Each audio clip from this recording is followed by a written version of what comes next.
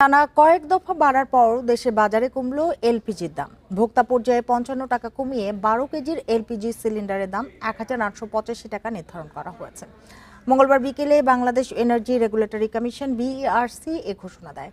সংস্থাটি জানায় ১২ কেজি সিলিন্ডারের দাম ১,৯৪০ টাকা থেকে কমিয়ে ১,৮৮৫ টাকা নির্ধারণ করা হয়েছে।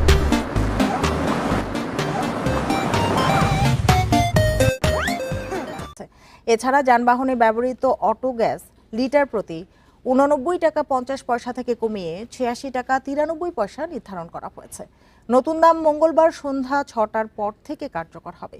সর্বশেষ এপ্রিল মাসে ২ দফায় ৫৯৯ টাকা বেড়ে ১২ কেজি সিলিন্ডারের দাম বাড়ায় ১,৯৪০ টাকা। গত মে মাসে দেশের বাজারে এলপিজির দাম অপরিবর্তিত রাখা হয়, তখন অটো গ্যাসের লিটারে বাড়ে ২ পয়সা। এদিকে মঙ্গলবার জুন মাসের জন্য ভোক্তা পর্যায়ে ২ টাকা ৫৯ পয়সা কমেছে অটো গ্যাসের দাম।